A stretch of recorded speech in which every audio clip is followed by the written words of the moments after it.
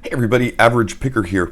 So we are moving along on our challenge lock build, and that's what we're going to do. We're going to get a good bit of progress done here, I think, kind of quickly. May do some of it off camera.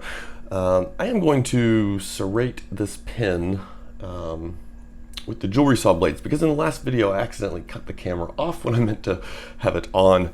And so just to show you what that's going to look like, then we'll probably skip and get some little work done, and we may deviate and do some experiments because I got some bar stock from a lock lover, and yeah, I might experiment a little bit with that, and then we'll kind of do a final arrangement, I guess, on the pins, and get into getting our key cut for it.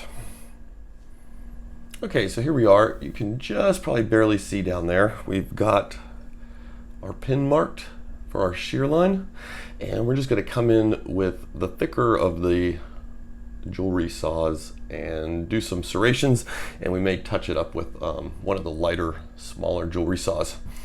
So let's do that, and you can kind of see how well these guys work.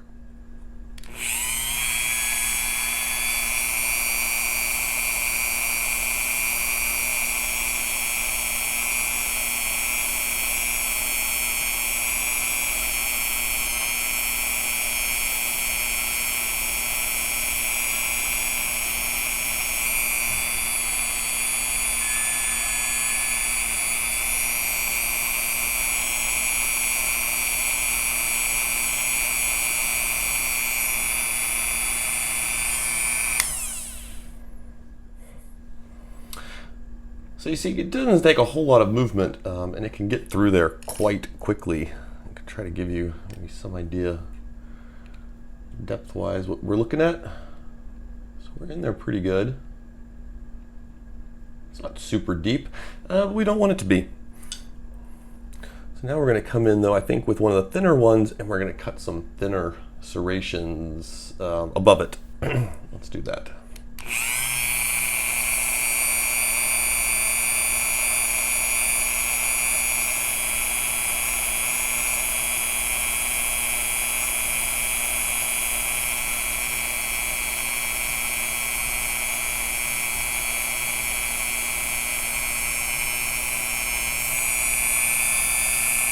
This can be a little bit trickier when you're holding them anyway, to keep them straight. The blade has a tendency to want to kind of turn, at least in my hands. Because we're not getting the finest of the cuts from it.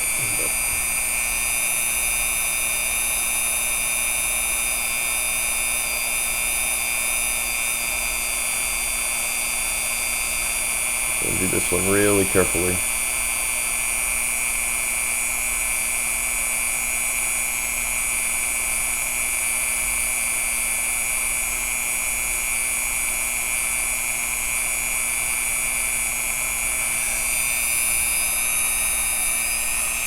Well, I accidentally tipped it a little bit. That kind of sucks, but I think that'll kind of work. Let's do a little bit of final on it here. Let's see what we can do.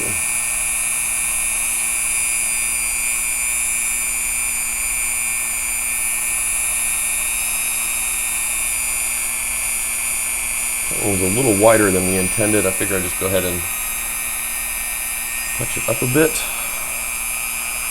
I'm just going to use this because sometimes you can end up with these little burrs. I'm just going to tip it off a tiny bit. I'm very lightly touching it, just letting the Dremel do the work.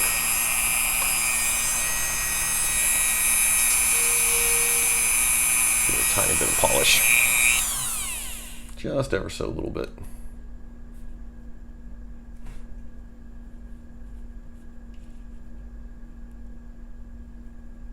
I think we can live with that. So for the key pins we're using, these turned out these drivers are a little bit too small. Our key pins, you can see, are loaded up in there. And so these are going to be their replacements. And we're just going to build those drivers out of other key pins. So probably going to skip ahead and not show all the details on this. I don't know though, maybe I might spin up a barrel-y type pin on there. Maybe that'd be Interesting to see. But yeah, we're gonna skip a little bit of work, see where we're at, and we'll come back. So I thought I'd show you this. We're just taking the tip off of that driver a little bit. And we have kind of done a slight barrel shape on the pin. And so the last time I showed you, you can actually just kind of load them up in the chambers and take that tip off. In this case, we're doing it by just simply flipping the pin and leaving it in the Dremel. And then I'm just holding it and going across it with the file. Now, when I chucked this up, I did grab the thickest portion of the pin that was in the center, and I'm not too worried about it in this case because the tolerances on these easy sets are so sloppy that, you know what, if the center of my barrel-y kind of pin here is a little bit roughed up, I'm thinking more power to us. It's not really gonna do much to affect it, I don't think. But yeah, when you chuck it up, you can kind of, it will end up leaving some marks sometimes. So, you know, if you're really particular, that's one thing to think about. But you also don't want to be grabbing it in such a way, especially if you decide you're going to spin it back up and do some touch up in that exposed area, that you're spinning where it's stressing the weakest part of the pin, especially when you go to extremes and you're doing kind of little finer things like that. So this is going to be our driver for the first chamber. And I did mark it off where the shear line is like I have done the other pins. However, I went ahead and let it, when I chucked it up, I let it sink further in.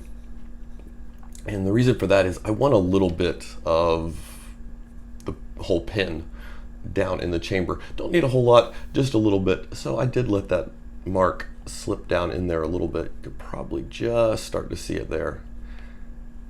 But that way it'll preserve some of the pin, because this will kind of serve as our natural cutoff point for how much of this pin we're going to be shaping. Now you can see I've done a little bit of cuts up there.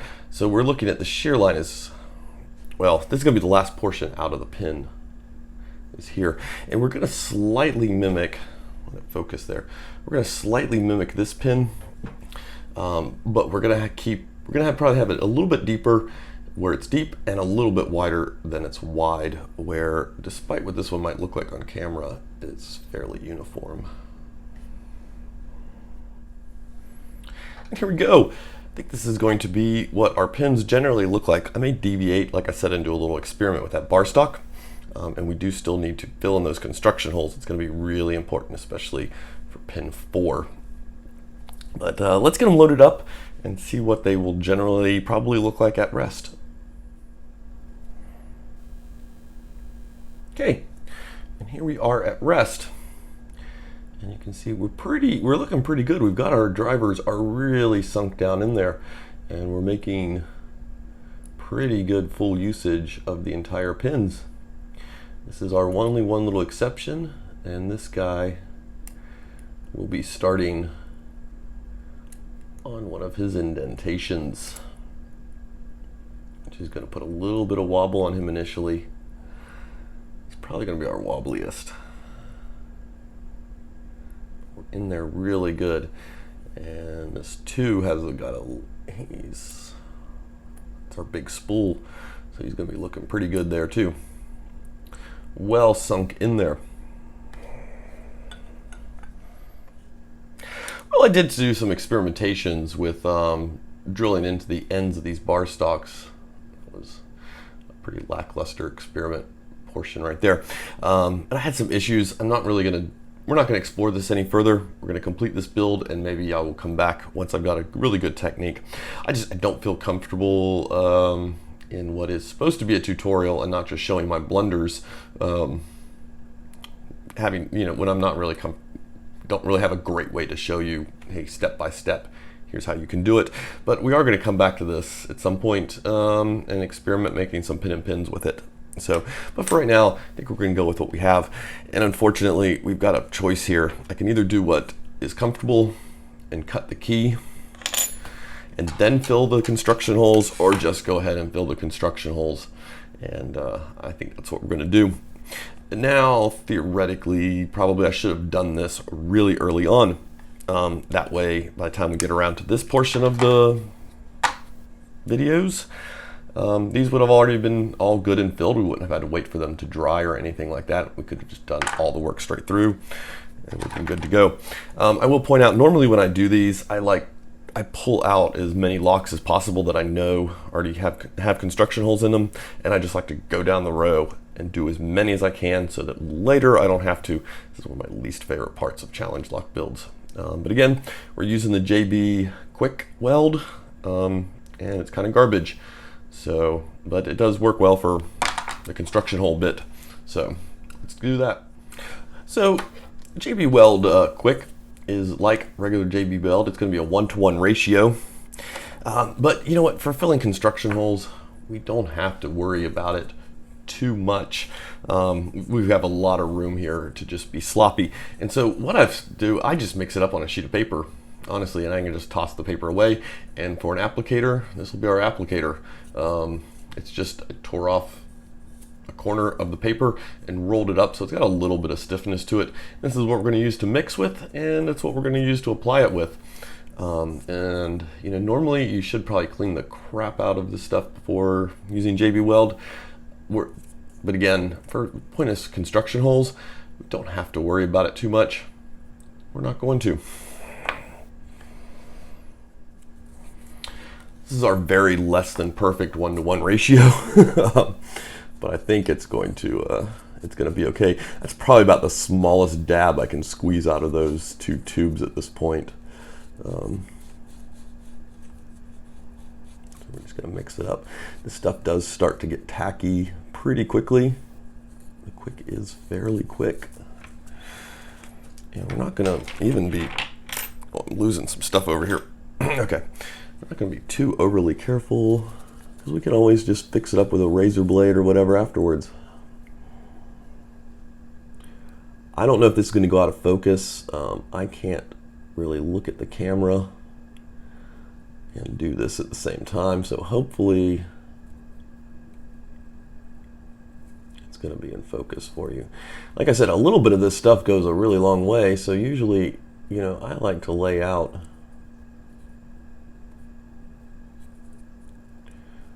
a good number of locks and just do a whole lot at one time. I'm having trouble actually getting these into the little holes at this point. Come on, guys. Come on, work with me. Just need to get a little more on our paper applicator there.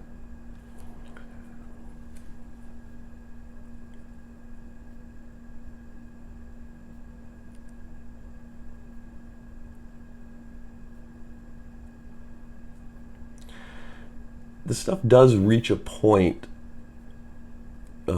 where when you're working with it and smoothing it, you'll actually start pulling it back out of the holes because it just hasn't bonded real well, and we've not really done anything to help it bond. But that's okay, because then it gets tacky enough that you can work it back in, typically with your fingers or whatever if you want to. So I think we're going to be okay there. May give it a little rake and smooth it out some. Should we try that? See if it messes it up.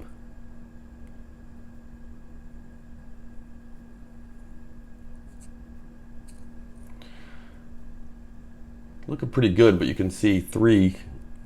We did exactly what I just mentioned. It is prone to doing sometimes, and we pulled it right out of 3, and now we're pulling it out of 4. This can get a little finicky, especially when you're not giving it your full effort. But I mean, this also, I mean, it just is going to show you don't have to. It's going to all be correctable.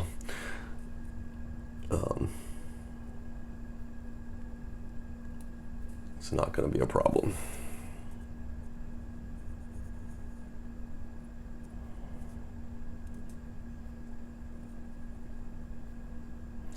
I used to, I think when I started doing these, I was much more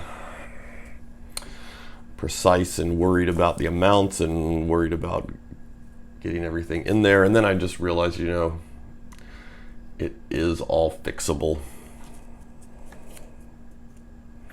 So then I just leave that. And when we're all done, I'll just crumple up this paper, throw it away, use another piece of scrap paper. So we're going to leave this to cure just a little bit, and we'll come back and hit it up. Okay, we're probably only about 10 minutes later. You can see our paper stuff is quite stuck there. It's really not mixing or doing anything else like that right now. And we're going to go ahead and take that extra off. And I'm not, some of this is just to show you that this is not a final thing. Even if when we start to scrape it, it turns out it's not really all that cured or bonded, that it is still correctable. So you don't have to worry about it too much. Of course, we are horribly cutting towards our fingers in this case. So you want to be careful if you do it this way. And some of this is just because I'm having to straddle the camera a little bit. See, I'm using the same dull razor blade that we used to shape pins with.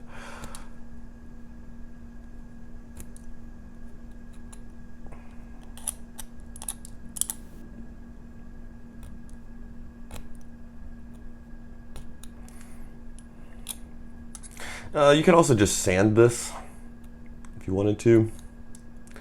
Produces a fair amount of dust though, and so I like to just, all that sloppy extra, I like to just kind of initially take it off with a razor blade, and then kind of hit it with some sandpaper, which is what we'll do now. I'm going to just use our worn out paper. I think it's going to be okay.